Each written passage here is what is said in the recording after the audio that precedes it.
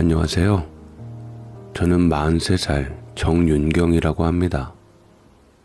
살면서 가장 아픈 상처가 바로 가족한테 뒤통수 맞는 상처인 것을 저는 지금에서야 알게 되었습니다. 비록 피가 섞이지 않는다고 하더라도 가족인데 어떻게 도리를 저버릴 수 있는지 저는 아직도 치가 떨렸습니다. 생각해보면 남편이란 말은 남의 편이란 말의 줄임말이 맞는 것만 같았습니다. 남편은 무촌이라던데 결혼은 했지만 상관없는 사람이기에 무촌이라고 했나 봅니다. 남편은 저를 비참하게 만들었습니다.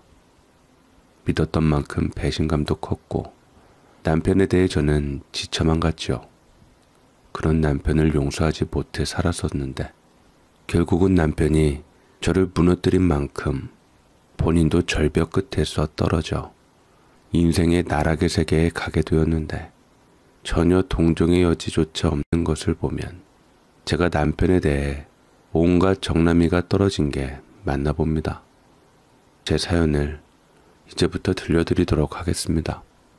전 어릴 적부터 꿈이 하나 있었습니다. 참 소박한 꿈이었죠. 장래 희망은 미용사가 되어 저만의 미용실을 운영하는 게 꿈이었습니다. 아래로 남동생만 둘이 있었는데 저희 어머니께서는 제가 미용하는 것을 별로 좋아하지를 않았습니다. 그 이유는 저희 아버지가 바로 엄마랑 언니 동생 했던 단골 미용사랑 살림을 차려 나가버려서 연락도 안 되고 살게 되었으니까요. 너 미용사 되면 엄마랑 연 끊을 줄 알아. 나는 미용사라고 하면 치를 떤다. 그건 그거고 이건 이거지. 아빠랑 살림 차린 여자가 미용사라고 해도 내 꿈이랑 연결시키는 건 너무하잖아. 너 내가 오죽 미용사가 싫으면 내 머리 내 스스로 다듬는지 잘 생각해봐라. 그렇게까지 할 필요가 뭐가 있어? 그러지 말고 엄마도 다 잊고 훌훌 털고 일어나서 다른 남자 만나고 살아. 엄마 인생을 위해서 더 이상 스스로를 망가뜨리지 않았으면 좋겠어. 니까짓 게 감히 나한테 훈계야? 못된 것 같으니 아주 지혜비를 꼭 빼닮아가지고 지밖에 생각을 안 해. 너 미용사 하기만 해봐 아주. 너 다신 안 볼 줄 알아? 제가 미용사를 한다는 것이 상간녀를 생각하게 하는지 엄마는 제가 미용사를 하면 인연을 끊겠다고 엄포를 놓았고 그래도 저는 미용사를 하고 싶어서 미용실을 기웃거렸습니다. 고등학교 때 미용학원을 다니고 싶었지만 엄마가 제게 학원비를 줄리 만무했고 가뜩이나 찬밥 신세인 딸 집안에 못 보탠다고 난리였던지라 저는 밖으로 돌기만 했습니다. 그러다가 저는 우연히 어느 한 미용실을 기웃거리다가 미용실 원장님이랑 안면을 트게 되었습니다. 연세는 좀 있으신 분 같았는데 보니까 미용 수상 경력이 굉장히 화려한 분이셨어요. 강남에서 샵을 하시고 미스코리아를 내보낸 경력도 있으셨던 분이셨는데 연세가 있다 보니 다 정리하고 그만두고 동네에서 편안하게 샵을 열었다고 했습니다. 항상 제가 미용실 주변을 기웃거리니 처음에는 가난하고 볼품없는 여자애가 머리하고 싶어서 알짱대는 줄만 알았는데 알고 보니 미용사에 관심 있는 줄은 몰랐나 봅니다. 제가 안쓰러워서 머리 이번에는 무료로 잘라줄 테니 다음부터는 돈 내고 머리 하랬다가 제가 미용사에 관심 있어 보이니 슬쩍 말을 했습니다. 너 그럼 우리 가게에 와서 일해볼래? 대신 월급은 없고 네가 원하는 미용 기술을 가르쳐 줄게. 메이크업도 포함해서. 정말요? 그게 정말이세요, 아줌마? 아줌마? 너 내가 아줌마로 보이니? 원장님이라고 해야지. 아, 네, 원장님. 제가 열심히 최선을 다해볼게요. 저한테 기회 주셔서 감사합니다. 저는 이게 꿈인지 생시인지 모를 행복에 너무나도 좋았고 미용을 드디어 배울 수 있는 것이 너무나도 행복했습니다. 시작하기도 전이지만 배울 기회가 있는 것으로도 저는 이미 미용사가 된 것 같았습니다. 저는 정말 열심히 할 마음으로 원장님 가게에서 일을 하게 되었습니다. 학교 끝나고 나서 항상 원장님 미용실에 들러서 미용실 청소라든지 원장님 미용 보조와 머리 감기기처럼 허드렛 일부터 시작하며 미용실의 일을 도왔고, 다 끝난 후에는 조금씩 커트라든지 머리 마는 것부터 배우기 시작했습니다. 원장님이 사실 꼼꼼하게 저를 가르쳐 준 것은 아니었고, 제대로 절 가르쳐 줬다기보다 어깨 너머로 배운 것이 더 많았습니다. 솔직히 일을 열심히 부리는 만큼 다 퇴근한 후 가르치는 것을 그렇게 열심히 해주시지는 않았습니다. 그래도 저는 이거 아니면 기회가 없기 때문에 절실하게 매달렸고, 항상 미용실 퇴근 후에 머리 연습을 하고 가고는 했죠.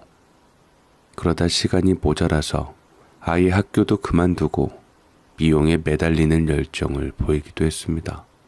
그리고 조금씩 실력이 늘기 시작하면서 미용사 자격증에 도전했고, 제가 열심히 하다 보니 천만다행으로 한 번에 합격을 하게 되었습니다.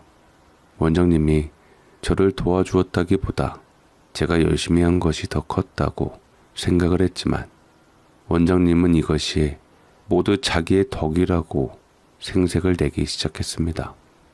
너 합격한 거 다 내 덕인 거 모르는 거 아니지? 너 맨날 가게 뒤처리하고 가라니까 늦게 연습하고 가서 전기세가 얼마나 나온 줄이나 알아? 죄송해요 원장님. 그래도 저 합격했잖아요. 이 은혜 잊지 않을게요. 어찌되었든 네가 자격증을 땄으니 여기서 조금씩 실습하면서 손님 머리 만지면 내 힘도 덜기는 하겠구나. 자격증 땄다고 다른 데 갈 생각하지 말고 은혜를 알고 열심히 해라. 알겠니? 네, 그럴게요 원장님. 어차피 자격증 딴 지 얼마 되지도 않았고 저는 실력이 한참 뒤떨어졌다고 생각을 했기에 미용실에서 손님들에게 실력을 다져야겠다 생각이 들었습니다. 수없이 연습을 많이 하게 되면 저도 실력이 늘 수밖에 없을 테니 나중에 다른 샵에 가더라도 제가 실력이 있으면 돈을 더 많이 받게 될 테니 못 받은 만큼 나중에 받을 수 있다는 생각에 실력을 키우기 위해서 열심히 하게 되었습니다. 제가 그렇게 20살이 되었었는데 그때 어느 남자가 원장님의 미용실로 찾아온 일이 있었습니다. 전혀 알지 못하는 사람이 왔길래 저는 무슨 일인가 보았는데 머리를 하러 온 것 같아서 활짝 웃으며 손님 들어오라고 했지요. 그러자 얼떨결에 앉으며 말했습니다. 어떤 스타일로 해드릴까요? 머릿결이 많이 상하셨는데 펌보다는 커트를 하시는 게 좋을 것 같아요. 여기 혹시 원장님 안 계신가요? 원장님 이따가 출근하세요. 원장님 단골 손님이세요? 아니요, 그건 아닌데 그럼 머리 커트 좀 부탁드릴게요. 남자는 말꼬리를 흐리더니만 이내 커트를 부탁한다고 했고 스타일은 제게 아무렇게나 해달라고 했습니다. 원장 선생님께서 워낙 손기술이 좋으시기는 하지만 연세가 있으신 만큼 올드해서 젊으신 분들은 잘 안 들리는 동네 미용실이었습니다. 저는 최신 유행 컷부터 연습하고 있었기에 경쟁력을 만들기 위해서 저만의 스타일링도 만들어내고 있었기에 알아서 맡긴 만큼 손님 만족을 위해서 커트를 잘해드리려고 노력했지요. 그리고 커트가 끝났을 때 남자는 웃으며 매우 만족해 했습니다. 너무 마음에 들어요. 세상에 원장님이랑 스타일이 완전 다른데요. 원장님은 연세가 있으셔서 컷 별로 마음에 안 들었었거든요. 아니에요. 그래도 원장님이 더 잘하시긴 하세요. 마음에 드신다니 다행이네요. 남자는 감사하다고 인사를 했고 실로 커트를 하니 덥수룩한 머리보다는 훨씬 깔끔하고 잘 어울리며 멋있어 보였습니다. 머리를 다듬으니 누가 봐도 괜찮은 사람이 되었죠. 헤어스타일이 정말 중요하다고 생각을 했습니다. 그때 밖에서 원장님이 막 오셨는데 명품으로 풀 장착을 하시고 들어오시더라고요. 아무래도 오늘은 일하시지 않고 제가 잘 출근했나 안 했나 들르셨나 봅니다. 하지만 앞에 있는 손님을 보고 원장님은 반갑게 맞이하며 와락 껴안았습니다. 너 아직 귀국할 때 안 됐는데 어떻게 왔냐 형이라? 올 때 돼서 왔지요. 저는 외국에서는 도저히 못 있겠더라고요. 뼛속 깊이 한국인인가 봐요. 그럼 집으로 오지 샵에는 왜 들렸어? 너 혹시 윤경이한테 커트 받았니? 아, 여기 있는 선생님이 윤경 씨예요? 네, 아주 머리를 잘 하시던데요. 정말 마음에 들어요, 엄마. 엄마? 남자는 찡긋 제게 윙크를 했고 저는 두 사람과의 관계에 깜짝 놀랐습니다. 원장님에게 아들이 하나 있는 줄을 알고 있었고 유학한다는 소리는 들었습니다만 이렇게 갑작스럽게 제가 만나게 될 줄은 몰랐습니다. 지금 보니 원장님하고는 많이 닮아 있었습니다. 원장님은 남편과 일찍 사별하고 한 번 재혼을 했는데 아드님은 재혼한 남편의 아들이었습니다. 듣기로는 재혼한 남편이 많이 아파서 요양원에 계시다고 했지요. 어렸을 때부터 무척이나 똑똑하고 명석한 두뇌를 가졌던지라 원장님이 온 힘을 다해 키웠고 명문대학 졸업 후 미국으로 유학까지 보낸 인재라고 했습니다. 호탕하니 성격도 좋고 까칠한 원장님하고는 확실하게 달라 보였습니다. 남자 이름은 고건이었어요. 그 후에 남자는 미용실에 자주 드나들었습니다. 헤어스타일을 굉장히 자주 바꾸는 편이었는데 드라이를 하기도 하고 펌을 하기도 하고 염색도 하고 자기 엄마네 샵이어서 그런지 자유롭게 드나들며 제게 머리를 했지요. 그러다가 저희는 인연이 되어서 서로 정이 들었던 것 같습니다. 남편은 제가 마음에 들어서 계속 머리를 했다 했고 저는 난생 처음 듣는 고백에 부끄러웠지만 남편의 마음이 싫지 않았기에 받아들였습니다. 고등학교도 제대로 졸업 못한 제가 명문대 나온 남자랑 인연이 되었습니다. 하지만 우리 사랑이 수월했던 것은 아니었어요. 예상하셨겠지만 원장님이 버티고 있었기 때문이었습니다. 저희 교제 사실을 알고 나서 뒤집어지고 말았고 하필이면 제 뱃속에는 이미 아이가 자리 잡고 있었습니다. 그때까지만 해도 남편은 저에 대한 사랑과 뱃속의 자기 핏줄을 지키기 위해서 원장님과 맞서기도 했습니다. 저 윤경이랑 결혼할 거예요, 엄마. 말리지 마세요. 뱃속에 있는 제 아이까지 있는데 제가 윤경이랑 어떻게 헤어져요?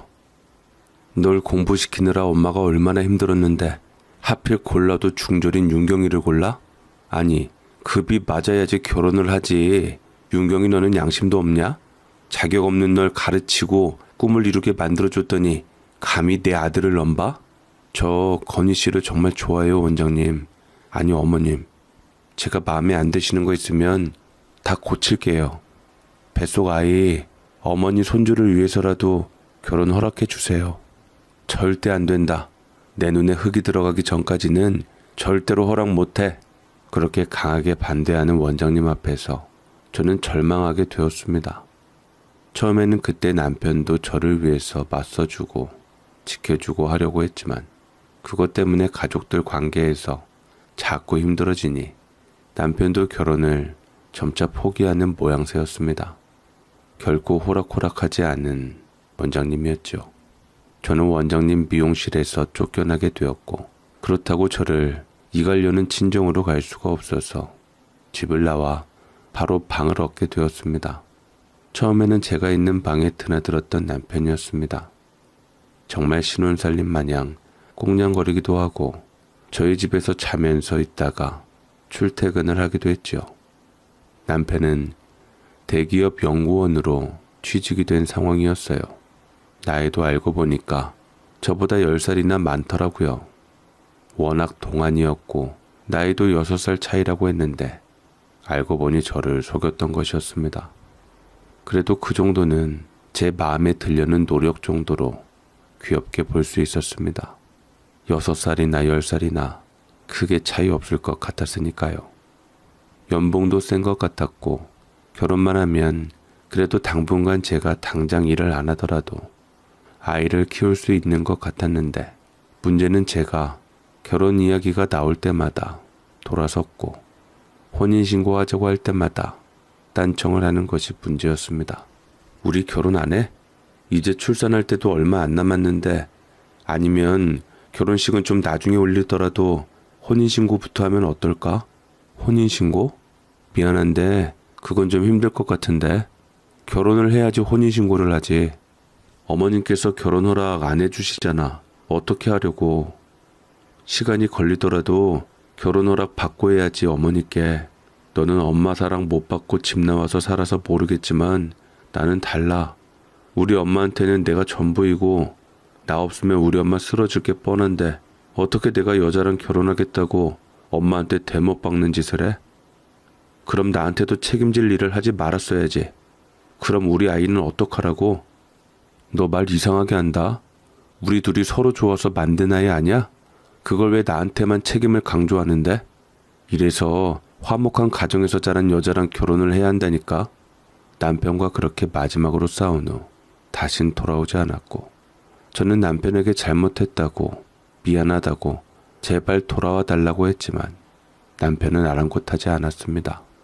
그렇게 남편과 연락이 끊기게 되었고 저는 점차 남편에게 지쳐만 갔지요. 작은 방에서 뱃속의 아이가 무럭무럭 자라 어느새 만삭이 되었고 자칫 미혼모가 될 운명이었기에 아이를 어찌 키워야 하나. 돈도 많이 들 텐데 내가 아이를 잘 키울 수 있을까 걱정에 머리를 감싸 안고 있는 와중에 출산 예정일 5일 전에 저는 미용실을 다시 찾아가기로 했습니다. 언제부터인가 남편하고도 연락이 되질 않고 번호도 바꿔버린 것 같아서 마음이 조마조마했는데 보니까 셔터 앞에 아들 결혼식으로 인한 휴무라고 적혀 있더라고요. 아들 결혼식이라니. 내가 내 남편 건희 씨 아이를 뱃속에 품고 있는데 어떻게 남편이 결혼식을 올리는지 알 수가 없었습니다. 저는 눈이 뒤집혀서 당장에 어머님 주변에 있는 사람들한테 전화를 돌렸고 그때 어머님 미용실 단골로 오던 친구분이 제 목소리가 안쓰러웠던지 결혼식장을 알려주었습니다.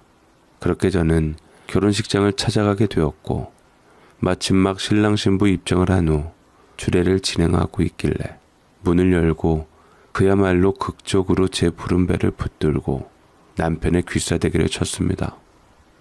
결혼식장은 그야말로 아수라장이 되고 말았습니다. 당신이 어떻게 나한테 그럴 수가 있어? 지금 나랑 내 뱃속에 아이를 두고 결혼을 하겠다는 거야? 당신이 명문대를 나왔건 화목한 가정에서 자랐건 이렇게 인간 이하의 도리를 하는 것은 아니지. 나 당신 결혼 사기 혐의로 고소할 거야. 가만 안 둘 거라고. 목에 핏대를 세우며 그 자리에서 저는 경찰을 불렀고 남편은 결혼식장에서 그야말로 모든 것을 잃게 될 처지에 놓여 있었습니다. 아무것도 모르고 결혼하려고 했던 애꿎은 신부한테 또 한 번 따귀를 맞고 그렇게 공들였던 직장에서는 쫓겨나게 되었습니다. 원장님은 자기 아들 인생을 망친 저를 보며 부들부들 떨었는데 저는 지지 않고 어떻게 해서든 아이랑 저 책임지지 않으면 쫓아다니면서 결혼 평생 못하게 만들어버리겠다고 하는 데다가 경찰에서 소환되어 결혼 사기범으로 몰려가니 어쩔 도리가 없었던 것 같습니다. 저는 사실 잃을 게 없었기에 눈에 뵈는 것이 없었습니다. 어떻게 해서든 내 새끼 아빠 없는 아이로 키우게 하지 않으려고 안간힘을 쓰며 노력했지요. 저는 그 사이 아들을 출산하게 되었고 원장님은 제가 원하는 대로 결국 결혼을 허락하게 되었습니다. 대신 조건을 걸게 되었죠. 너를 미용실에 들이는 것이 아니었는데 아주 철천지 원수가 될 줄 몰랐구나. 그래, 어디 한번 내 아들이랑 결혼해서 행복하게 잘 살아봐라. 마음 떠난 억지로 한 결혼이 어떤 결과를 초래하는지 한번 보자꾸나. 남편은 절대로 저랑 결혼을 못한다고 했으나 시어머니는 남편의 뭐라 속삭이더니만 이내 설득을 했고 남편은 어머니의 말에 그대로 따르며 저와 결혼을 하고자 했습니다. 대신 결혼 계약서를 쓰게 했죠. 결혼해 줄 테니까 그 계약서 읽어보고 도장 찍어. 결혼 계약서를 차근하게 읽어보니 결혼만 해주면 결혼 후 무슨 짓을 하더라도 다 눈 감아주고 용서한다는 말이었습니다. 여자를 만나거나 집에 들어오지 않고 시댁 식구들한테 무조건 잘해야 하고 특히나 합가에서 살며 시아버지 병수발을 들라는 항목도 있었지요. 만약에 이것들을 다 지키지 않으면 위자료랑 재산 분할 없이 이혼하고 나가겠다는 각서도 있었습니다. 참으로 제게 불리한 계약 조항들이어서 어이가 없을 지경이었습니다. 시아버지는 분명히 요양원에 계시다고 알려졌는데 왜 제가 병수발을 들어야 하는지 묻자 시어머니가 답했습니다. 병수발 들어줄 며느리 없을 때야 요양원에 보냈겠지만 이제 네가 들어왔는데 내가 요양원비 부담하며 굳이 우리 남편을 거기 모실 필요가 있겠니? 네 남편의 친아버지다. 정성껏 모셨으면 좋겠구나. 며느리가 시아버지 병수발 드는 거 당연한 거 아니겠니? 시어머니는 굳이 요양원에서 시아버지를 데려오겠다 하며 저한테 수발을 들라 했고 그렇지 않으면 절대로 혼인신고 못 해주겠다는 말에 저는 불쌍한 우리 아들을 위해서 알겠다고 했습니다. 그래서 결국 혼인신고에는 성공을 하게 되었고 저는 작은 집에서 나와 시어머니 댁으로 들어가서 합가를 하게 되었습니다. 제가 제 스스로 지옥의 불구덩이를 들어온 것만 같았지만 저는 아들을 위해서 다 참아내기로 했습니다. 미혼모인 시선도 싫었고 아들이 혼내자식으로 딱지 붙는 것도 싫었습니다. 비록 허울뿐인 결혼이었지만 그래도 명문대 나온 아버지라는 그림자가 있으면 아들도 든든할 거라 생각했고 그리고 살다 보면 정도 생길 수 있고 막상 제가 잘하면 남편의 마음을 돌릴 수 있을 거라고도 생각을 했습니다. 제 아들도 잘하는 모습을 보면 예쁜 모습 많이 보여줄 테니 그래도 정이 생겨날 거라 생각했죠.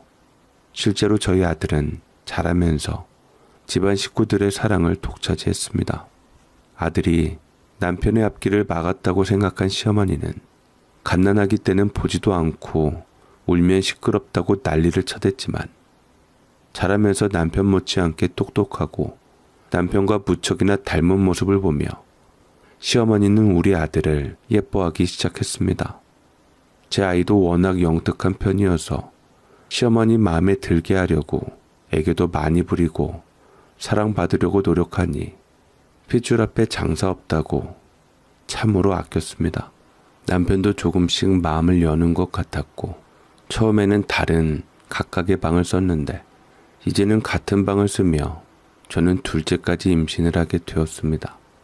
우리 아들한테 동생을 만들어준다는 기쁨이 너무 좋았고 내가 억지로 처음에는 이렇게 위태위태하게 가정을 만들어서 잘못되었나 했습니다만 점차 좋은 방향으로 흘러가면서 제가 한 판단이 틀리지 않았다고 생각을 했습니다. 둘째 임신을 하면서 둘째 녀석이 복둥이었던 건지 남편은 다시 좋은 직장에 취업하게 되었습니다. 제가 남편의 앞길을 망쳤다는 소리를 계속 들어서 나름 자책하고 있었는데 참으로 다행스러운 일이었죠. 남편은 술을 먹고 들어와서는 제 손을 잡으며 기분이 좋았던지 웃었습니다. 당신과 결혼해서 내 인생 망쳤다고 생각했는데 그래도 남은 운이 좀 있었나 봐. 원래 우리 엄마 당신 집안에 식모 간병인처럼 부리다 지치면 내쫓을 생각이었는데 당신이 다 잘 버틴 덕이지. 당신 인내심 덕분에 모든 게 다 잘 됐어. 대강 예상은 하고 있었기에 남편의 말에 크게 충격받지는 않았습니다. 남편이 제게 못할 짓을 하기는 했지만 그래도 저로 인해서 남편도 많이 피해를 보고 주변 사람들에게 인간 말종의 낙인이 찍혀졌으니 더 훨훨 오를 수 있는 사람의 날개를 내가 부러뜨렸기에 자책감도 있었지요. 무슨 말을 해도 저는 남편을 받아주었고 그래서 시아버지를 모시는 일도 비록 힘들기는 했으나 보람되었습니다.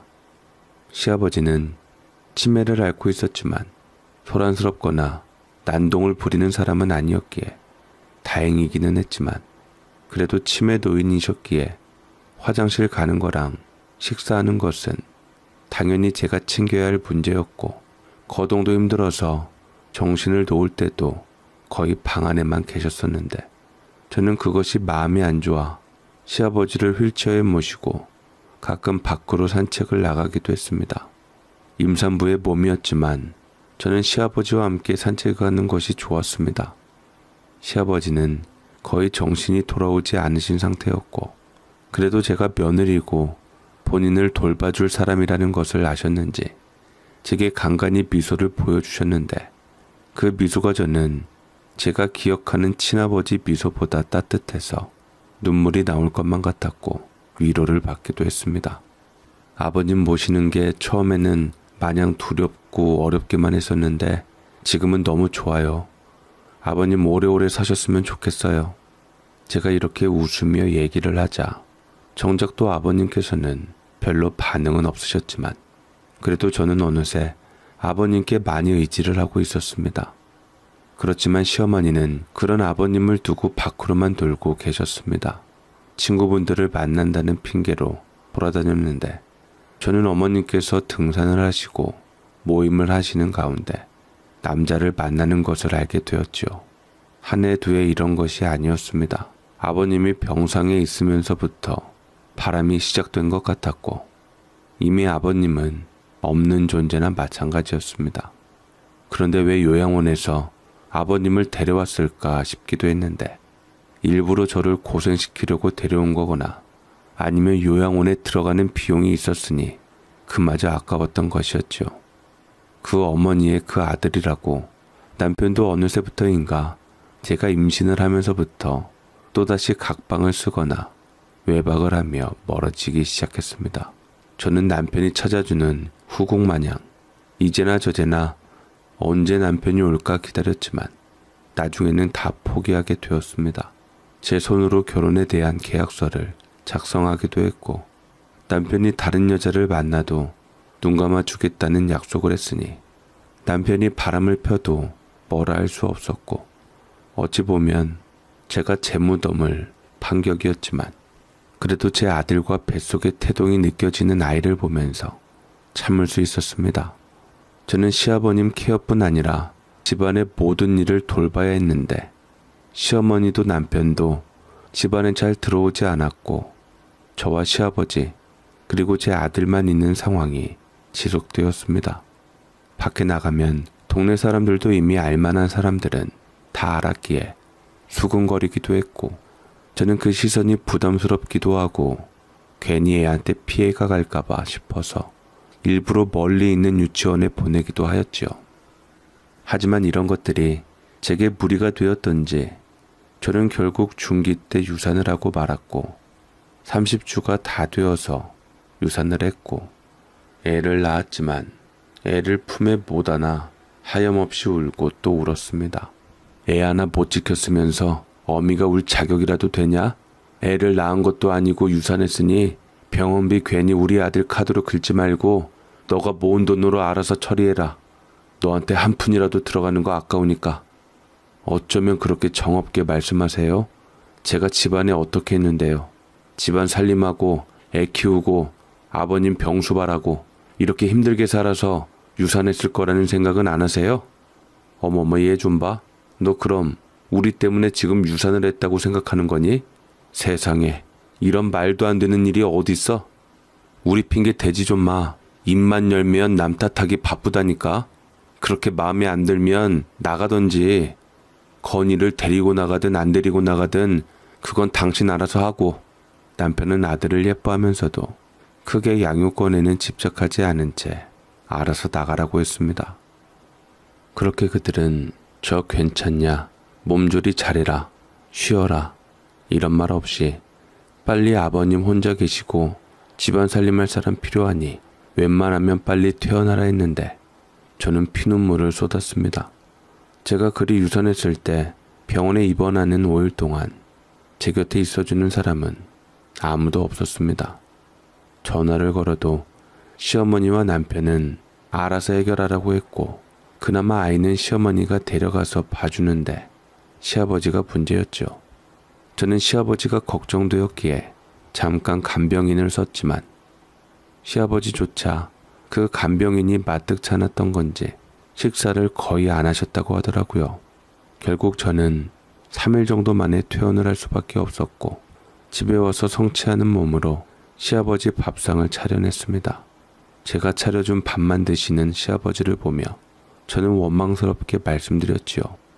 아버님까지 저를 왜 힘들게 하세요? 저 쉬게끔 해주시기 싫으세요? 간병인이 주는 식사는 하셔야지. 아버님 때문에 제가 제대로 쉬지도 못하고 왔잖아요. 제가 울먹이면서 시아버지에게 말을 했습니다.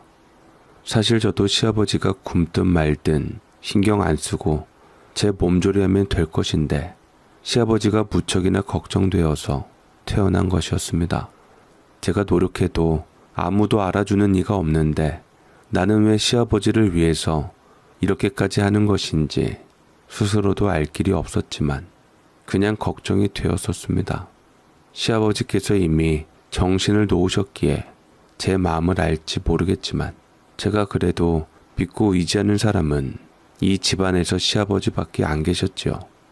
그러던 시어머니께 전화가 왔습니다. 너 몸이 성치 않으니 건이를 당분간 내가 돌보도록 하마. 너는 네 시아버지나 잘 보살피고 집안관리 잘해놔라.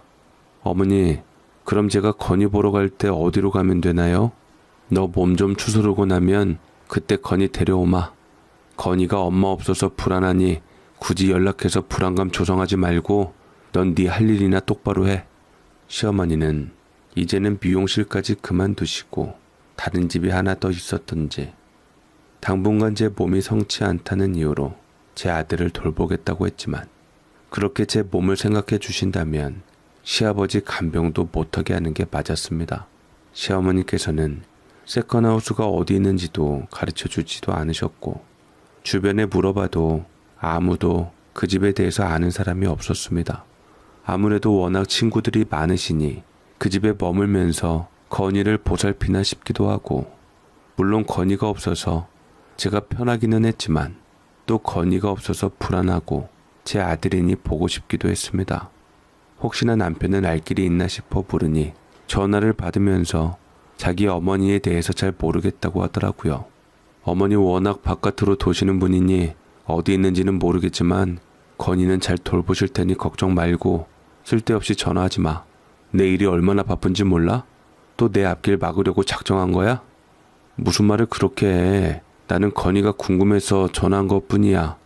당신 알고 있나 싶어서. 참, 이번에 생활비가 통장으로 안 들어왔던데. 아, 깜빡했네. 이따 보내줄게. 이번에는 전처럼 많진 않을 거야. 당분간 건이도 엄마가 돌보게 되었고 엄마도 나도 당분간 집에 못 들어갈 테니까 당신이랑 아버지 생활비만 딱 보내줄게. 그리고 나서 전화를 끊고 이체가 되었는데 13만 8천 원이 들어왔더라고요. 공과금은 어쨌든 다 자기 카드 값으로 들어가니 쌀도 있고 13만 8천 원으로 시아버지랑 한 달을 같이 살라는 것이었습니다.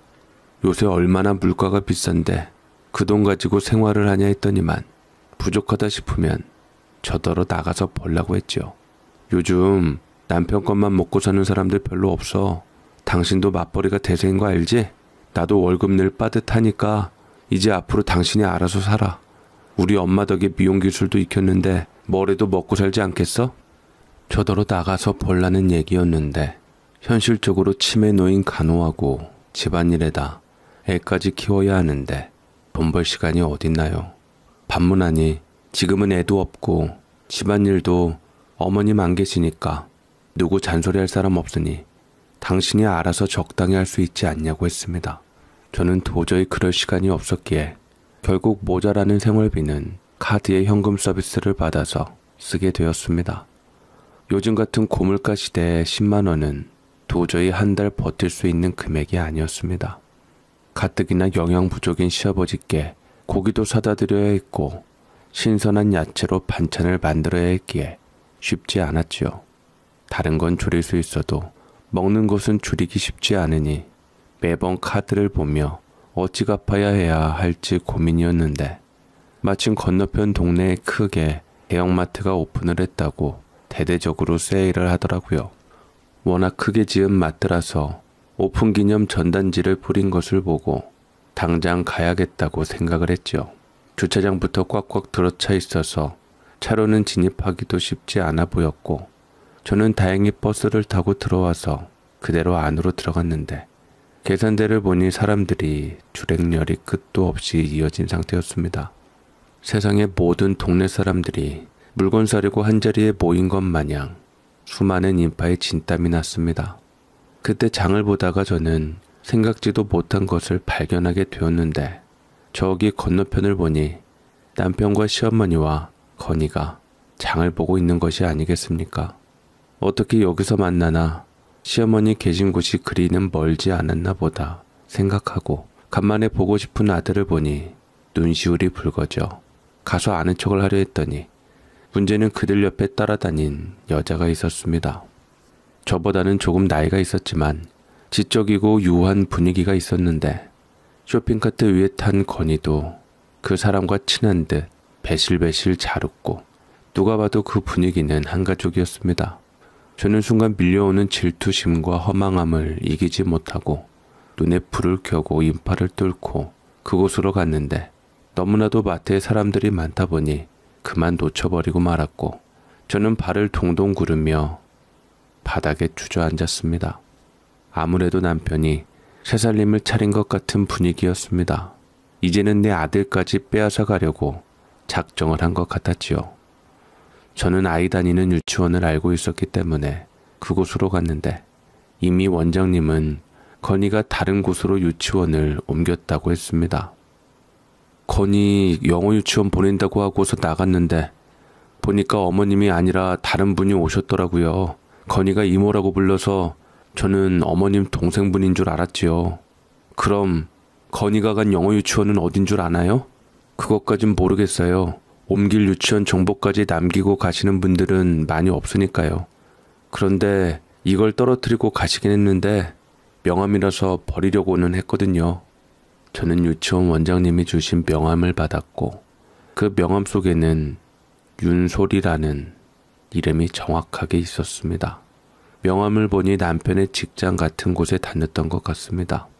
저는 모르는 척 명함에다가 전화를 걸어보았고 그 여자인 듯 낯선 여자가 전화를 받았습니다. 누구세요? 저기 건이 다니던 유치원 선생님인데요. 국가 유아교육 지원비 때문에 집 주소 좀 확인차 전화를 드렸어요. 보니까 사시는 곳에 주소가 있는 것 같지가 않아서요. 잘못하면 유아 지원비 토해내라고 할 수가 있거든요. 그런 것도 있어요? 골치 아프네.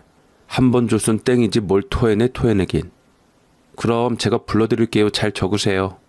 네, 고맙습니다. 여자는 차분한 외모와는 달리 보통 성질이 아닌 듯 틱틱대며 제게 자기 집 주소를 주었고 저는 이 주소에 분명 남편과 시어머니가 함께 있을 거라는 생각을 했습니다. 그러자 갑자기 정신이 번쩍 들게끔 하는 알람 소리가 들렸습니다. 네, 바로 시아버지 끼니를 챙겨드리는 시간이었죠. 시아버지를 계속 챙기고 보살핀 때 이 시간에 가장 시장하실 시간인 것을 알고 얼른 갈 때 가더라도 시아버지 밥을 챙겨준 후 찾아가야겠다 싶어서 시아버지 밥상을 차려내며 드렸습니다. 시아버지가 갑자기 온전하게 정신이 돌아왔던지 제게 말을 거셨습니다. 많이 힘들지? 조금만 버텨라. 내가 나중에 다 갚아주마. 라고 말을 하셨는데 저는 순간 잘못 들었나 싶어서 시아버지를 보았고 시아버지는 그 짧은 순간 다시 정신을 잃으셨던지 뭘 물어도 딴소리만 하셨습니다. 시아버지도 시어머니와 아들의 행적을 이미 잘 알고 있는 듯 저의 존재에 대해서도 인지를 하고 계신 것 같았습니다. 저는 믿을 수가 없었습니다. 완전 정신을 놓고 계신 줄만 알았는데 이리 짧게나마 정신을 차리시고 그래도 유일하게 이 집안에서 내 편을 들어주시는 건 시아버지밖에 없다는 생각이 들자 눈물이 나기 시작했습니다.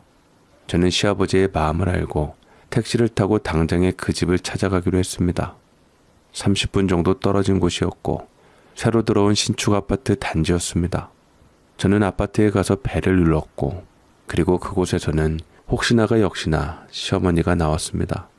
시어머니는 깜짝 놀라며 네가 여기 어쩐 일이냐며 어떻게 알고 찾아왔냐 그랬고 남편이 뒤이어 따라 나왔지요. 당신이 여기는 어떻게 알고 왔어? 여기 그 여자 집에 당신이랑 어머니 함께 있는 거지? 우리 건이는 어딨어? 저는 문이 열린 틈으로 힘으로 확 제낀 뒤 남편이랑 시어머니를 밀치고 건이를 찾았지만 건이는 집에 없는 상황이었습니다. 그 여자와 함께 나가 있는 상태였고 시어머니와 남편은 차라리 다행이다 싶어 저를 밀치고 따졌습니다. 너 아주 지독한 애구나. 여기는 어떻게 알고 찾아온 거야? 설마 하니 니까짓게 우리 뒷조사라도 했니? 왜요? 제가 그럴 능력도 없어 보였나요? 어머니가 뭐라 하는 대로 제가 당하기만 하니 제가 우스워 보이셨어요? 당신 계약서 생각 안 나? 내가 무슨 짓을 하든 당신 다 눈 감아주기로 했잖아. 근데 내 사생활이나 캐고 다니고 이게 무슨 짓이야? 그건 내 아들이랑 안 엮였을 때 얘기고 내 아들이 들어가면 얘기가 다르지. 당신네들 어떻게 살든 상관없으니까 내 아들 돌려줘. 우리 아들 당장 내 앞에 데려다 놓으라고. 당신이 데려가봐. 건이 당신이랑 사는 것보다 우리랑 같이 사는 게 더 좋대. 카드도 현금 서비스 잔뜩 받았던데 나 그거 절대 못 갚아줄 거 알지? 곧 갚고 마음에 안 들면 당장 나가. 아버지야 요양원에 모시면 그만이니까. 그렇잖아도 그 집도 내놓기는 했어. 당신 아버지인데 그렇게 막말해도 돼? 내가 보살피는 거 고맙지도 않아? 아버지 잘 모셔서 나한테 돌아오는 득도 없는데 내가 뭐가 고마워? 당신이 안 나가더라도 어차피 그 집 팔리면 우리 집도 없고 아버지는 요양원에 모시고 당신도 다른 살 길을 찾아보는 게 좋을걸? 내가 또 당신 직장 찾아가고 주변 사람들한테 당신에 대해서 얘기하는 거 안 두려워? 마음대로 해. 나 당신과는 다르게 능력 있는 여자 만나서 내 살 길 폈고 그깟 직장 안 다녀도 상관없어. 내가 만나는 여자도 당신이랑 이혼을 해도 안 해도 나만 곁에 있어주면 상관없다는 사람이라 그깟 법적인 거 아무래도 상관없어. 제가 남편한테 질려서 이 억울함과 원통함을 어떻게 풀어야 하나. 진작에 남편과 시어머니가 못 믿을 족속이라는 것을 알고 있었지만 이렇게까지 나오니 저도 치가 떨렸습니다. 맘 같아서는 당장 이혼하고 싶은 마음이 굴뚝 같았지만 제 아이 양육권 문제도 그렇고 쉬 억울해서 나가주기도 싫었지요. 애시당초 하지 말았어야 할 결혼이었는데 그래도 내 아이를 그 남자 아들로 인정받게 하기 위해서 마지막 어미로서의 바라기였는지도 모릅니다.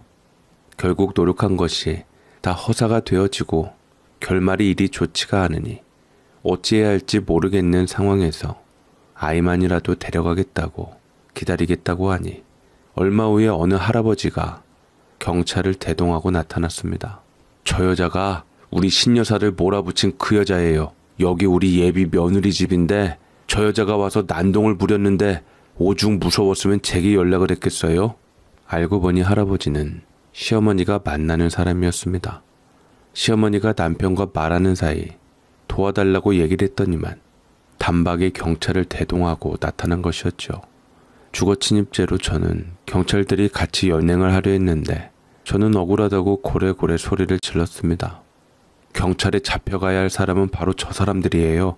저 사람들이 제 아이를 데려가서 안 보여준다고요. 저는 제 아이만 데려가면 돼요. 남편하고 시어머니라면서요. 그치만 저는 엄마이지요. 아이는 당연히 엄마 품에 있어야 하는 거 아닌가요? 저 사람들이랑 이혼할 예정인데 아이를 무턱대고 데려가서 안 보여주니 여기서 기다릴 수밖에 없었어요. 그러자 경찰은 난감한 듯 시어머니와 할아버지를 번갈아 쳐다보았고 그 할아버지도 제가 며느리인 줄은 몰랐었던 것 같았습니다. 시모에게 재차 물었습니다. 제가 알고 있는 며느리가 다른데 이 사람이 진짜 며느리 맞아요? 맞다니까요. 제가 우리 보건이 엄마예요. 서류까지 다 보여드릴 수 있어요. 며느리는 맞는데 이혼할 거라서요. 새 며느리가 제 진짜 며느리예요. 아니, 아무리 이혼할 거라지만 이혼한 것도 아니고 법적 서류가 있다면 저쪽이 진짜 며느리 아니에요? 아이고 참. 할아버지는 새삼 시모에 대해서 잘못 봤다는 듯 어찌할 바를 몰랐고 시모는 얼굴이 새빨개져 제게 화풀이를 해댔습니다. 이혼할 거라고 마음먹었으면 건이는 오는 대로 집으로 보내마. 너 그 말 꼭 지켜야 한다. 안 그러면 나도 가만 안 있어. 그렇게 하세요. 아무래도 가족분들끼리 분란이 일어난 모양인데 가족 안에서 다 편하게 좋게 해결하세요. 저는 건이를 보기 전에 불안하기도 하고 그곳을 뜨고 싶지 않았지만 일단 내일 건이를 데리고 집으로 와준다고 하니 그 말을 믿고 돌아가기로 했습니다. 하지만 그 다음날이 돼도 시어머니는 연락이 없었고 전화를 해도 그 여자도 전화를 받지 않았습니다. 저는 당장에 다시 그 집으로 찾아갔지만 아무리 배를 눌러도 사람이 없었고 처음에는 일부러 안 열어주고 있는데 없는 척 하는 것 같아서 그 앞에 기다리고 있었습니다. 하지만 또 시아버지가 걱정되어 집으로 돌아갈 수밖에 없었는데요. 몇 번 그렇게 오다 가다가 작심하고 기다릴 모양새로 왔는데도 아무리 기다려도 집안에는 인기척이 없었고 저는 그날 밤새 문 앞에서 기다렸는데 마침 앞집 사는 할머니가 말씀해 주시더라고요. 그 집 어제 여행 가는 것 같던데 원래 젊은 아가씨 혼자 살았었는데 한꺼번에 애랑 남편이랑 시어머니랑 다 생겼더라고요. 좀 살다가 여행 간다며 짐 싸들고 갔어요. 뭐라고요? 저는 남편과 시어머니, 내 아들을 그리도 찾아 헤맸으나 문제는 그 하루 사이에 무슨 힘을 부렸던 건지 제가 사는 집마저 월세 만기가 됐다고 나가라고 연락이 왔습니다. 저는 그 집이 원래 시어머니 집인 줄만 알았었는데 월세로 사셨더라고요. 아무도 월세를 안 내니 계속 보증금에서 까였던 것이었고 이제는 보증금도 다 만기가 되어버려서 집에서 나가라고 한 것이었죠.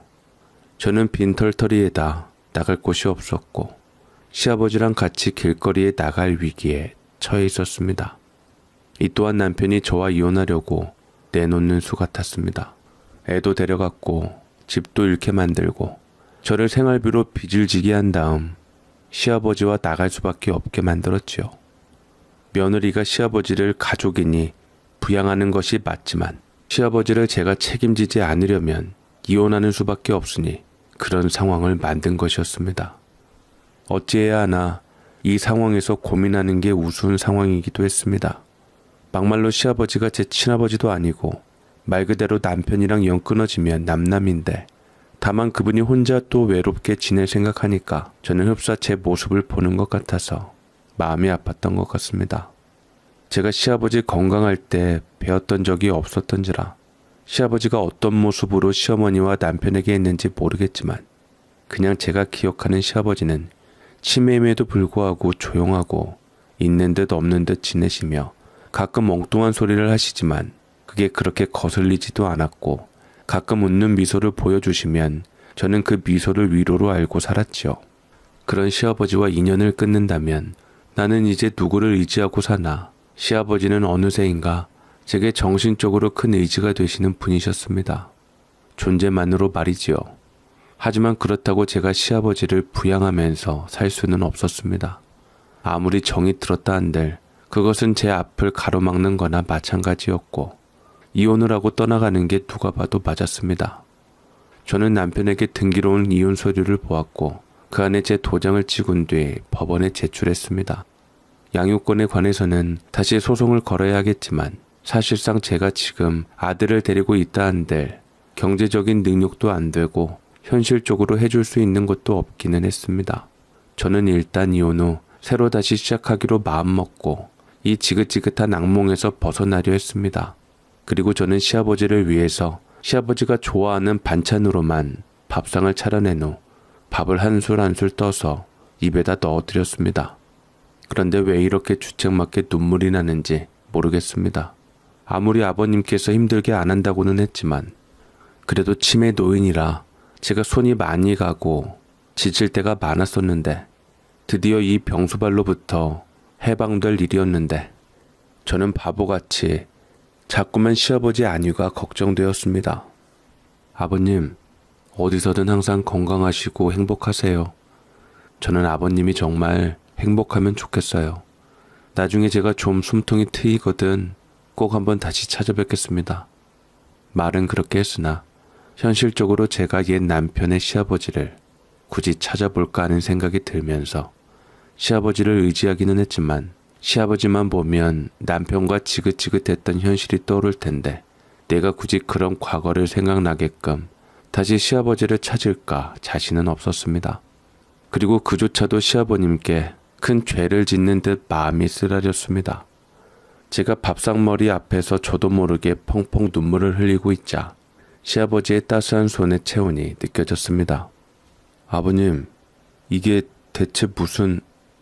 시아버지는 이내 제 손을 잡고서 제게 문서를 2개 주었죠. 한 개는 본이 땅 문서였고요. 다른 하나는 양도 증명서였습니다. 저는 그것을 보고는 깜짝 놀랐어요. 아버님, 이건 가져가거라 아가. 다 갚아주거라. 등기는 네가 알아서 하면 된다. 그리 마지막으로 인자한 웃음을 보이시며 껄껄 웃고는 피곤하다며 잠을 주무시는데 설마 시아버지의 멀쩡한 모습을 보게 되면서 혹시 시아버지가 일부러 치매인 척을 하고 계셨나 싶었지만 그건 아닌 듯 다시 눈을 뜨셨을 때는 정신이 온전치 못한 상황에서 아무것도 기억 못하시고 계셨습니다.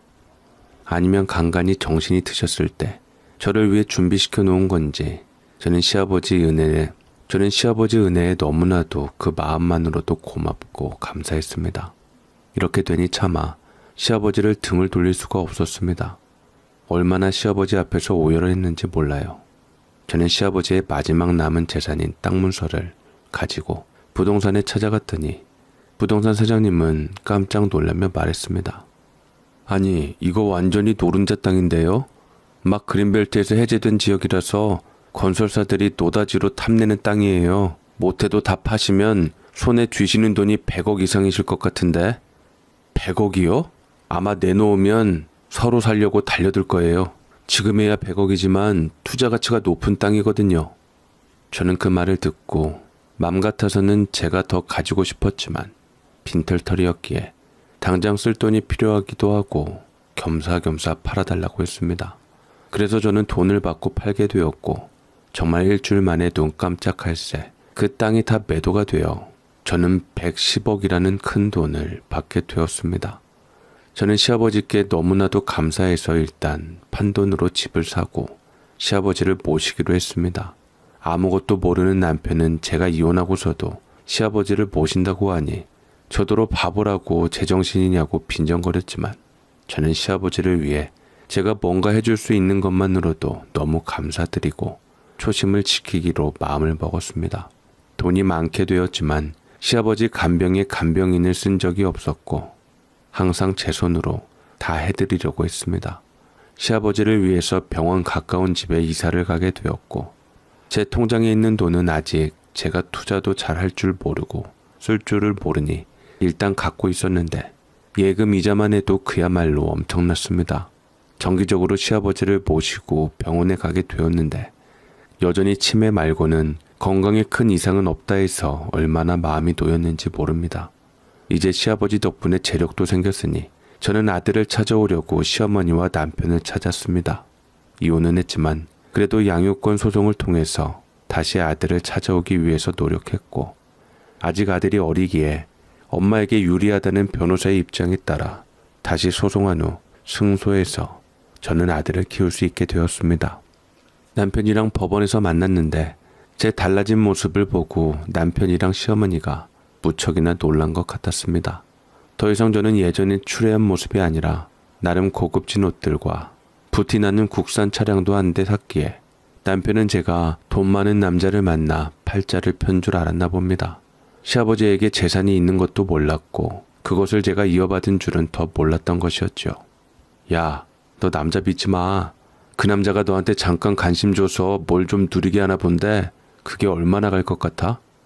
그게 당신이랑 무슨 상관인데? 우리 이제 남남이니까 신경 쓰지 말고 당신은 당신 삶 살아. 나는 내 삶 살 테니까. 찍고 까부는 게 재밌나 본데 내가 건이 다시 찾아갈 거야. 돈 한 푼 없는 게 무슨 애를 키우겠다고. 누가 돈이 없어? 내가? 나에 대해서 아무것도 모르면 입 다물고 내 앞에 다신 나타나지 마. 나는 이제 내 아들 찾았으니 당신한테 미련도 없고 볼 일도 없어. 그래, 가자. 괜히 소리 기분만 상할라.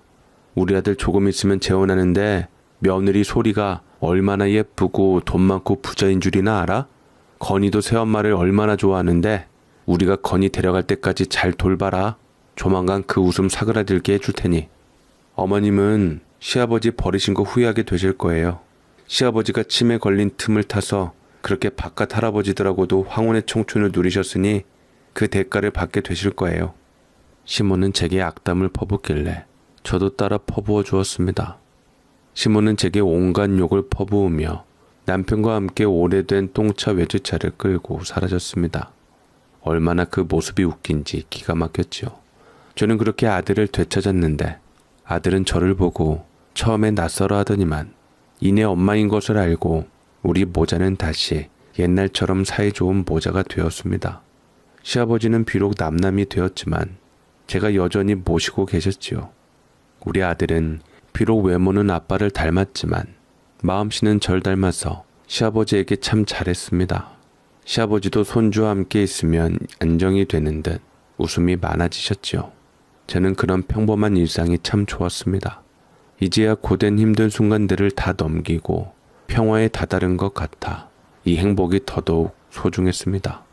그런데 머지않아 남편이 결혼했다는 소식이 들려오는 동시에 망했다는 소리도 들려오게 되었습니다. 저는 그래도 내 아이의 아빠이자 은인 같은 시아버지의 아들이었기에 나쁜 감정을 들게 안 하려고 잘 살았으면 좋겠다고 생각했는데 그 소리라는 여자한테 제대로 뒤통수를 맞은 것이었죠. 남편과 새 여자가 결혼식을 올리자마자 시어머니가 남편과 함께 모은 전 재산을 소리한테 투자했는데 그것을 들고 해외로 다 날랐다고 했습니다. 어쩐지 그때도 아들과 도피할 때 해외로 익숙하게 간다 했더니 그게 전적이 많이 있었나 봅니다. 뭐 한순간에 망해버린 것이었죠. 시어머니와 남편은 길거리에 나앉았고 시어머니는 그 충격으로 쓰러졌는데 남자친구인 할아버지는 그런 시어머니가 부담스러운 듯 이별을 고하고 나몰라라 했습니다. 재혼할 예정이라고 했는데 그리도 쉽게 시어머니와의 사랑을 버렸죠. 그런 사랑을 위해서 시어머니가 시아버지를 버리고 나몰라라 했다는 것이 어이없었고 그 벌을 그대로 받는구나 생각을 했습니다. 아들은 전 재산뿐만 아니라 주변 친인척들 돈까지 다 끌어다가 새 여자한테 주고 사기를 당했기 때문에 빚쟁이한테 거의 쫓기는 신세가 되고 말았습니다. 시어머니 병원비는 감당할 수준조차 되지 않았고 결국 시어머니는 병원 치료도 제대로 한번 받지 못하고 눈을 감고 말았지요. 참으로 자본주의 사회가 인색하다는 생각이 들었고 그렇게 허망하게 돌아가셨다는 사실도 믿기질 않았습니다. 시아버지가 알아듣든 안 알아듣든 일단 소식을 전해야 할 것 같아서 전해드렸는데 시아버지는 다행인지 불행인지 알아듣지 못하셨지요. 그런데 어디서 남편은 제가 부자가 되었다는 소식을 들었던지 아이를 빌미로 나타났습니다. 여보, 나 왔어. 건이 아빠가 왔어. 당신 그래도 그 남자 덕에 좀 사는 것 같은데 나 좀 도와줄 수 있어? 참으로 벨도 없는지 남편은 제가 재혼한 줄 알고 있었음에도 불구하고 자기가 건이 아빠라고 나타났습니다. 어쩌면 저렇게 낯짝도 두껍고 뻔뻔스러운지 참 할 말을 잃었습니다. 그러다 어느 날인가 전 남편이 또 찾아왔는데 얼굴에는 분노와 당황함이 섞여 있더라고요. 배를 인정사정 없이 눌러 인터폰을 받았더니 남편은 눈이 뒤집혀 막말을 했습니다. 너 이 돈 다 우리 아버지가 준 거였냐? 야, 진짜 세상에 믿을 사람 없다더니 내 재산을 왜 네가 가져가냐? 너 우리 엄마 어떻게 돌아가셨는지 알기나 해? 이 돈 있었으면 우리 엄마 그렇게 허망하게 안 가셨어. 이 재산은 아버님이 내게 주신 거야. 내가 아버님 곁에서 끝까지 지키고 있었으니까 말도 안 되는 소리 하지 마. 내가 이대로 물러날 것 같아? 아버지 재산이라면 내 몫도 있단 말이야. 두고 봐. 내가 법적으로 다 찾아낼 테니까 기다려. 그렇게 소리를 지르며 가버린 남편은 결국 소송을 걸었습니다. 그는 내가 재산을 부당하게 차지했다며 자신의 몫을 주장했지만 법정에서 판사가 판결을 내리는 순간 남편의 얼굴이 하얗게 질리며 경직된 표정으로 굳어갔습니다. 판사는 시아버지가 치매를 앓고 계신 상태에서도 정신이 돌아오는 순간들이 있었음을 증언한 간병인의 진술과 함께 며느리를 믿고 재산을 맡기려는 의사를 보여주는 문서가 작성되었다는 점을 근거로 판결을 내렸습니다. 판사는 시아버지가 치매 진단을 받은 이후에도 꾸준히 며느리의 돌봄을 받으면서 가끔 정신이 돌아왔을 때 나름의 명확한 판단으로 그녀를 신뢰하게 되었다고 판단하였습니다. 이러한 증거들은 시아버지의 재산을 며느리에게 양도한다는 결정을 법적으로 인정하기에 충분하다고 보았습니다. 저는 판사의 결정을 들으며 천천히 자리에서 일어섰습니다. 긴 싸움 끝에 얻어진 결과에 안도와 허탈함이 교차하며 마음 한구석이 먹먹해졌습니다. 남편은 고개를 떨군 채 한동안 자리에서 움직이지 않았습니다. 자신이 주장했던 모든 것이 받아들여지지 않았음을 깨달은 그는 침묵 속에 앉아 있었습니다. 넌 정말 끝까지 운이 좋네. 운이 아니라 아버님이 내게 보여준 마지막 믿음과 사랑이었다는 것을 그는 끝까지 이해하지 못하겠지요. 그의 탐욕은 결국 모든 것을 잃게 했고 나는 그저 내가 받은 은혜를 지키고자 했을 뿐이었습니다. 그 후 제 삶은 많이 달라졌습니다. 100억이라는 거대한 돈은 제게 새로운 삶을 열어주었지만 그것이 행복의 본질은 아니었습니다. 중요한 것은 아들과 시아버지와 함께 만들어가는 소소한 일상이었습니다. 시아버지는 여전히 가끔 정신이 돌아오는 순간마다 제게 웃음을 주셨고 그런 아버님의 모습은 제 삶의 위안이 되었습니다. 아들은 점점 자라며 천진난만한 웃음으로 우리 가족의 중심이 되어 주었고 그 모습은 제가 힘든 시간을 견딜 수 있었던 이유를 다시금 상기시켜 주었습니다. 저는 아들에게 무엇보다 인성을 강조하며 키우고 있습니다. 세상은 명문대 졸업장이나 높은 자리에 집착할지 몰라도 사람을 진정으로 평가하는 것은 그 사람의 마음가짐과 행동이라는 것을 알려주고 싶었습니다. 엄마는 네가 꼭 대단한 사람이 되지 않아도 돼. 하지만 따뜻한 사람이 되었으면 좋겠어. 공부는 열심히 하면 되는 거고 가장 중요한 건 네가 어떤 사람이냐야. 다른 사람을 도울 줄 알고 옳은 일을 할 줄 아는 그런 사람이 되길 바란다. 아들은 제 말을 진지하게 듣고 고개를 끄덕였습니다. 그 모습이 얼마나 기특하고 사랑스러웠는지 모릅니다. 학벌이나 성공 대신 아들에게 진정한 가치를 심어줄 수 있다는 사실에 마음이 따뜻해졌습니다. 시아버지께는 간병인을 두었지만 저는 여전히 직접 아버님과 시간을 보내는 것을 중요하게 여겼습니다. 함께 산책을 나가거나 가끔 정신이 맑아지실 때 아들과 대화하시는 모습을 지켜보며 느낀 행복은 무엇과도 바꿀 수 없는 것이었습니다. 이제는 과거의 상처와 아픔도 조금씩 희미해져 갑니다. 무엇보다도 아들과 시아버지와 함께 만들어가는 이 평범하고도 소중한 일상이 제게는 최고의 선물입니다. 저는 이 행복을 끝까지 지켜내겠다는 다짐을 다시금 마음속에 새깁니다. 제 사연 읽어주셔서 감사드립니다.